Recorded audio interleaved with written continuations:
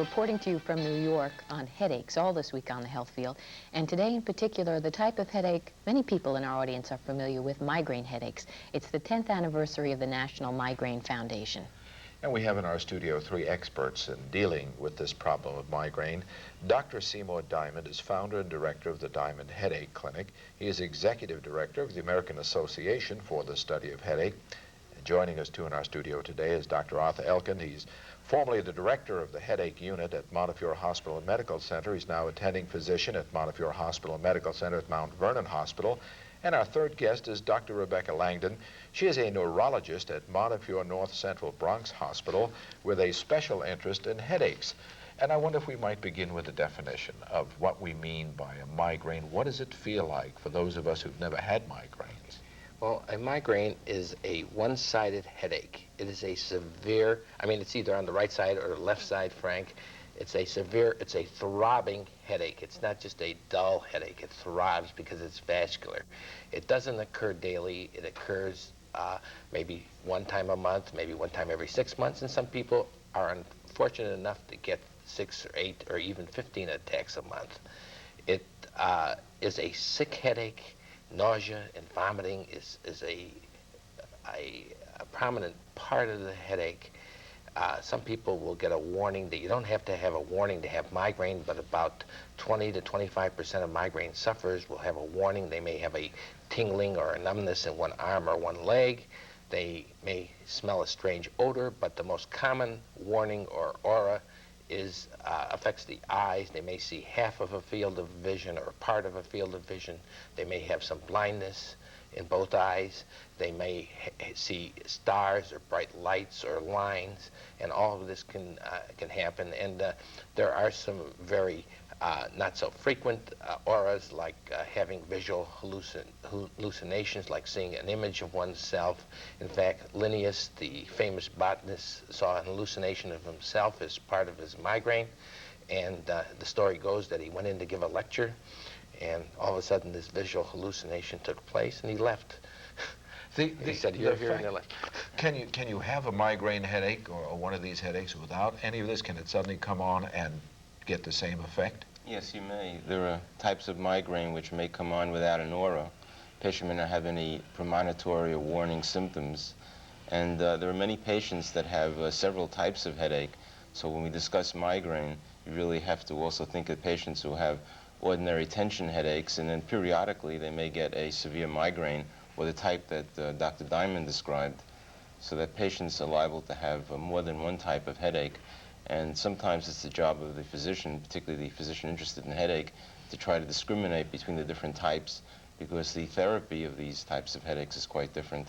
Yeah, Arthur, it's the person that has this dual headache, like you talked about, which is a difficult problem for the physician, because the patient, it usually gets into trouble as well, because most physicians won't distinguish the 2 different types of headaches. And this is the person that gets easily habituated. Yes, the therapy is extremely different, very different between the 2 types of headache. And when you discuss headache, the term headache, of course, can apply just the name of a symptom, really, but it can go back to many, many diseases can cause headache. And the most common, of course, is functional types of headache, which is a type that is caused by tension or migraine, obviously. But then there are many types of headache that can come from organic causes. Some physical problem can cause the headache as well.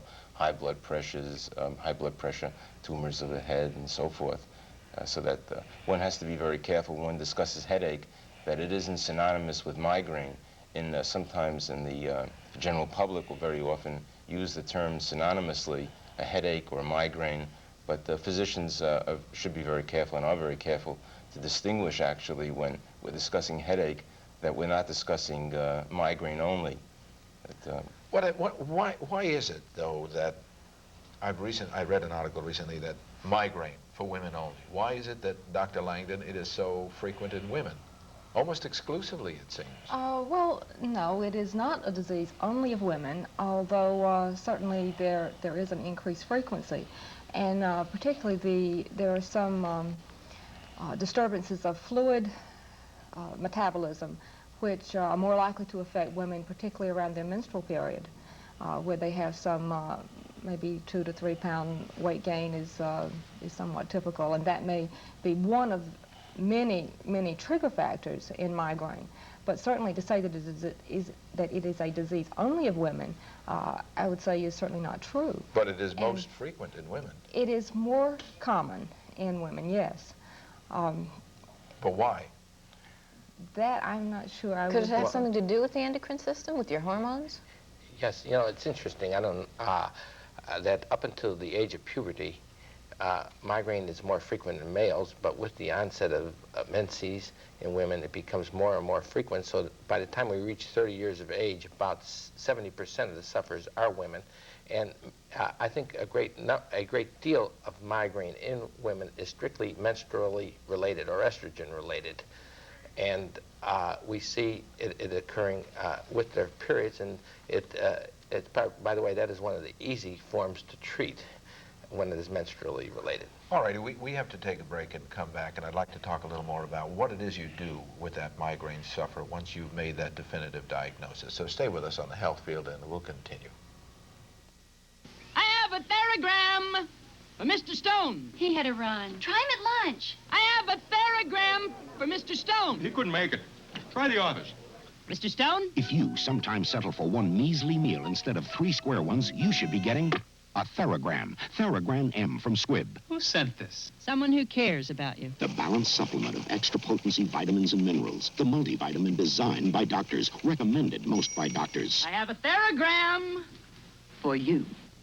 Soup is a harvest of nerves. You got it? It was the worst job interviewing recorded history. What a gargoyle. They said they'd call me this afternoon. Here, have something to eat. Oh, I couldn't. My stomach's in knots. Come on, it's Campbell's Cream and Mushroom Soup. You can always eat soup. Did you know that one of the most digestible ways you can get your nourishment is delicious Campbell's soup? See, now you look like you can handle it. You know something? I do feel better. Soup is good food. Hi, I'm Richard Simmons. Does your mate have any annoying habits that are driving you crazy? On my next show, we'll talk about these annoying habits and what you can do about them, huh? We'll have a terrific recipe for cinnamon chicken and some unusual exercises for the mate with six-pack syndrome. So don't miss the what? The next Richard Simmons Show! Got it! Join Richard Thursday at 9.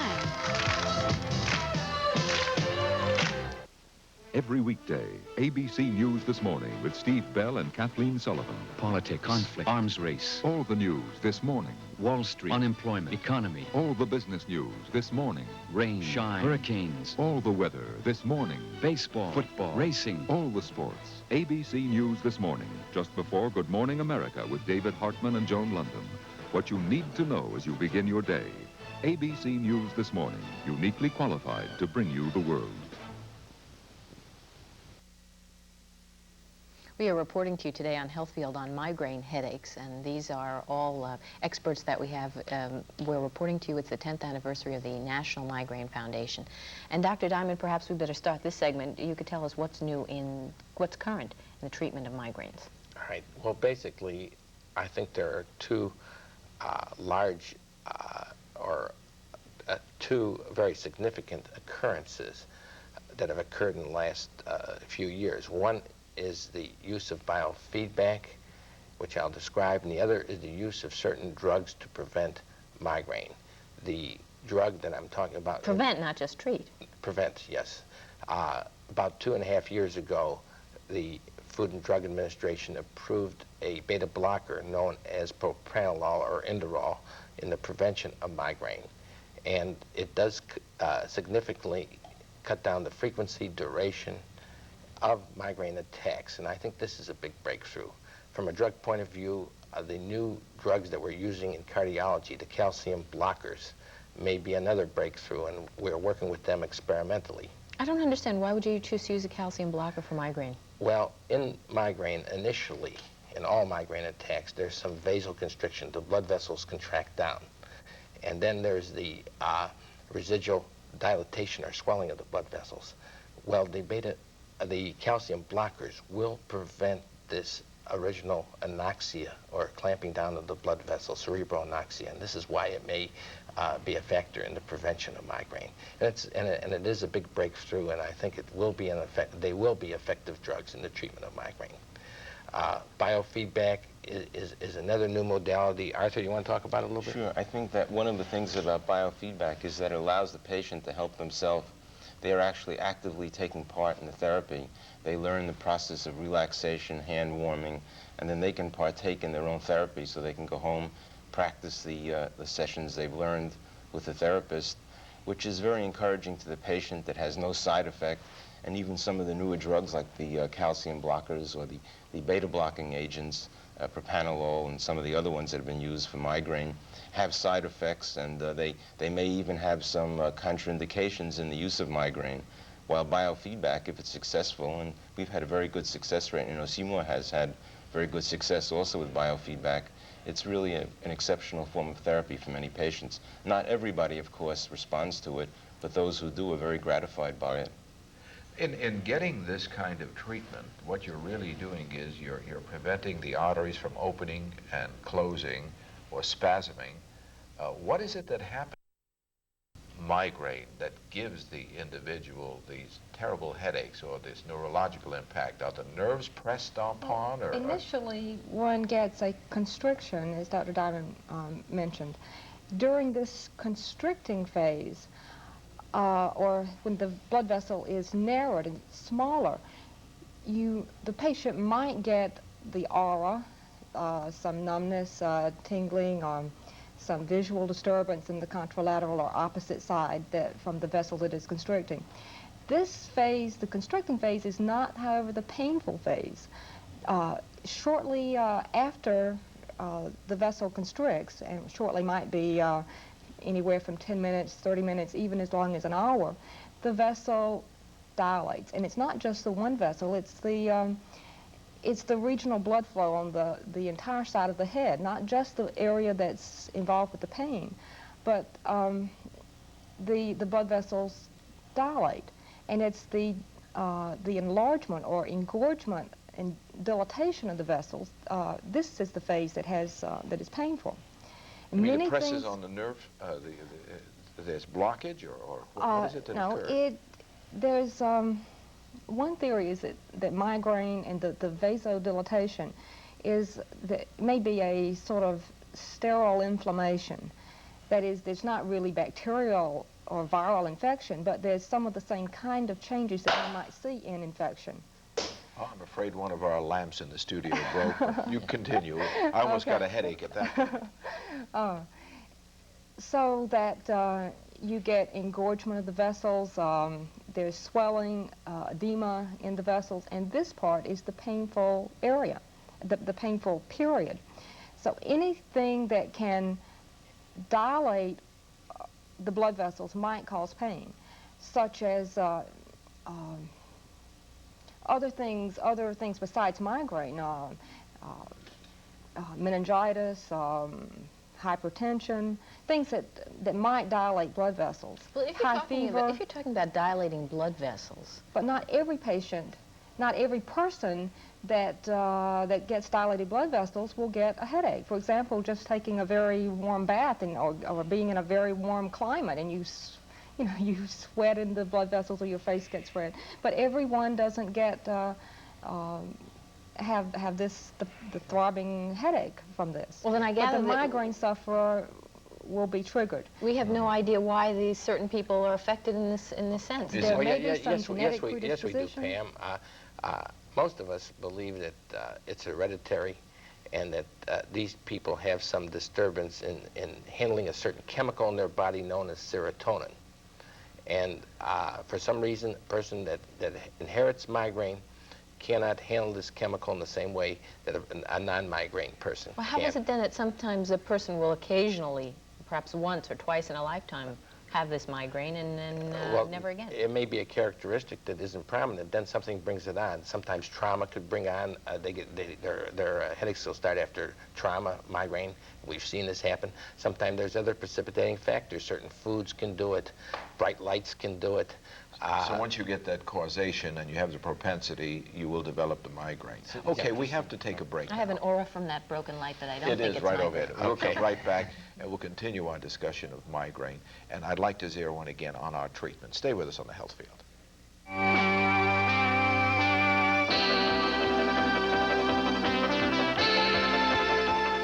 At Roche, talented people produce medicines, diagnostic and clinical tests for cancer, heart disease, and emotional disorders. And this is just a beginning. Products that matter from people who care. Our goal, your good health.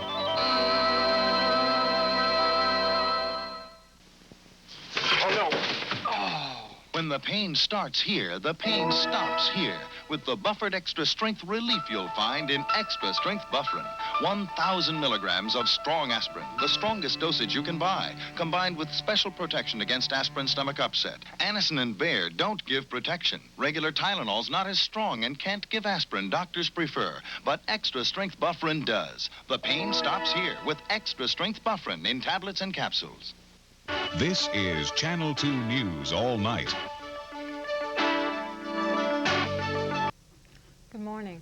Last night, police questioned 2 more suspects in the gang rape and beating of a Nashville woman last Saturday. Neither of the 2 men were charged, but authorities say that one of the suspects may be charged with being an accomplice. A total of 4 persons have been arrested and charged with aggravating rape and kidnapping. The woman remains hospitalized in good condition. Meanwhile, Metro Police are trying to piece together the events leading up to a shooting last night. 2 men were wounded at a residence on 16th Avenue North. One was shot in the chest. The other lost the end of his trigger finger when the gun blew up in his hand. Both victims were taken to Meharry. Their names have not been released. A U.S. attorney has accused State Senator Ed Gillick of Memphis of being an official with his hand out for money. The remarks came in opening statements in a Memphis court where Gillick is accused of accepting a $152,000 payoff. And the federal government is considering grounding the controversial Robinson R-22 helicopter. That's an effort to stop a rash of fatal accidents, including one here in Nashville. A federal accident inspector thinks the helicopter's design may be the problem. A spokesman for the Robinson Company contends the crashes have been caused by pilot error or lack of experience. Join us for more news with ABC News This Morning, coming up at 5. If you would like to have some additional information on migraines or headaches, any of the topics we're talking about this week, why don't you write to the National Migraine Foundation? They're located at 5252 North Western Avenue. Again, that's 5252 North Western Avenue in Chicago, Illinois, 60625. And if you can't remember all of that, the National Migraine Foundation is in Chicago. And we also will be giving the address several times this week, so you won't miss it. What is some good practical advice for those people who are suffering from migraines? Well, there are many things we can do to help people. First of all, we try to have them eliminate certain foods. We know that anything containing a substance known as tyramine can cause the headache, or tyramine-like substances. What kinds of foods? Aged cheese, alcoholic beverages, nuts. Chocolate is a very prominent substance. It contains another substance known as phenethylamine. So we have a diet. And by the way, the National Migraine Foundation will send a diet to anybody that requests it if they do write us. All right. Then they're oversleeping, especially on weekends, will cause a person to have a migraine. So we have a basic rule at our clinic. Why is that? That intrigues me. Yeah. Well, and I'm not a person that believes in hypoglycemic diets and all this, but we know that when somebody oversleeps, that it does, I mean, they break up their normal pattern of sleep by oversleeping on a weekend, that it does lower the blood sugar on these people, and it can precipitate a migraine attack. So we have a basic rule at our clinic that the patient gets up the same time every day. They get up, eat something, and want to go back to bed, they can go back to bed. We know that certain people are sensitive to bright lights, strobes, fluorescent lighting, looking at the sun, the nuances of television or of movies will cause them to get attacks. And these people, we have them wear dark glasses. Although caffeine can help some headaches, excessive amounts of caffeine can promote headaches and cause more migraines. So we limit the caffeine-containing drinks in migraine sufferers to 2 or 3 at the most a day. We know that migraine sufferers build environments too great for themselves to handle, and I try to have my patients keep a list of what they do. These people are overachievers, many of them, and I have them keep a list of their activities, not so much for me to see, but when they bring it in, we go over it together and see that they're building an environment too great for themselves to handle. You haven't mentioned smoking. Yeah. Is that another point? Yeah, excessive, that's a very good point. And smoking in excess can do it. I don't believe in smoking at all, but some people you just can't stop, and we try to curtail the amount of smoking they're doing. What about stress? The fact that apparently the vascular system, the blood flow through the brain, somehow affects you there. Would stress have any implications? Stress appears to have a very large role in producing migraine, also producing the tension component that many patients have that follows a migraine attack. And it's obvious that stress isn't only present in our society, but in other societies. And migraine occurs throughout the world. It's a universal type of disorder.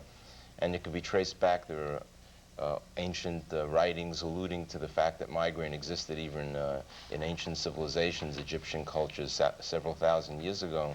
So stress is always present with the human, and stress certainly is a provocative factor. Many individuals that I see, and I'm sure the other two neurologists see, are the patients who are under extreme amount of pressure. These are usually very successful people, not always though, but many patients do build a little stress society around themselves and put themselves in positions where they will be very often provoked by it, and certain things will take place obviously within their internal environment that produces the headache. How it goes about doing it, it's probably through the central nervous system, and the exact mechanism is really conjectural and somewhat guessed at this point. But this is one of the reasons that biofeedback and stress management does help these people. And not only biofeedback, but sometimes even lay people receiving help with simply relaxation forms of therapy, aside from formal biofeedback, may have a fair degree of relief in regard to their frequency of headaches. Well, how often do you send these people for psychotherapy? That's, I think, the one type of therapy that hasn't even been mentioned so far. Not very often. Most patients, I find, don't really respond to psychotherapy, psychoanalysis, unless there's some severe underlying problem. The big problem that does provoke headache, particularly migraine in individuals between the ages of maybe 40 and 60 or so, is depression. Depression is very commonly a cause in many males and females, a cause of increased frequency of headaches. Would you ever use some kind of sedative medication or tranquilizers to prevent migraine? Yes, sure. This is commonly used, and the antidepressant drugs are used not for depression so much, but they probably also have some effect in alleviating and reducing the frequency of headaches.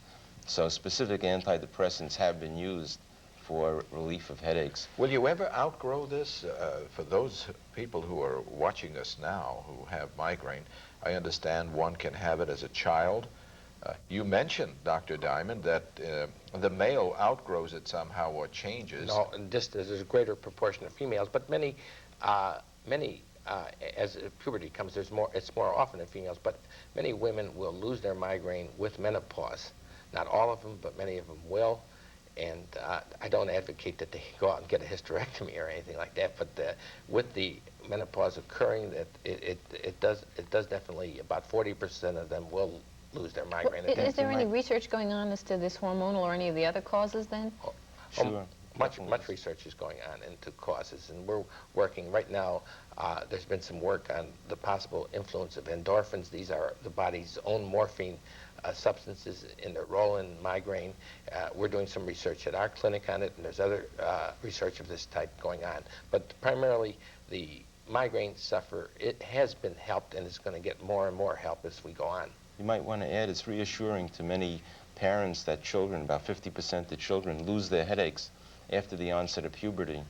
So that it is quite reassuring to these individuals, and I'm sure we've all seen patients who've had their headaches gradually diminish over the years and then disappear as they get older. Is it, and occasionally those who've never suffered migraines, those of us who've been blessed in that way, may suddenly develop migraines? Yes, it's possible. Does a patient have to suffer with a migraine headache anymore? Well, they may. There are many things we can do to cut down the frequency, the duration, and the severity. And many people can be adequately controlled, or if they get a headache, it won't be as great as it should be. I mean, there's ways we can abort it, so most people can be helped. That's a good way to end the program, that if you do have migraine, you don't have to suffer with it. You can get help, and the help is as close to you as a specialist who deals with headaches. Thank you for joining us today, and thank you for joining us on the Health Field. Are you getting all the fiber you need? It's hard to tell how much fiber foods contain. And without the right amount of fiber, exercise and liquids, sometimes you can become irregular. When that happens, take orange-flavored Metamucil. The average daily recommended amount provides more fiber. Look how much more fiber than this serving of bran cereal. No wonder doctors recommend Metamucil more often than any other laxative brand. Metamucil, for the fiber you need every day. Grandpa, he's taking the nuts we picked. That's because they've got a natural goodness and good taste he just loves. So he gets a treat for breakfast. So do we. Grape nuts. Like all the Grape Nut cereals, its goodness starts with nature's wheat and barley. And these crunchy nuggets are baked up and toasted for a good nutty taste. No sugar added. He wants more. Me too. Grape nuts, raisin grape nuts flakes. Good taste. Compliments of nature.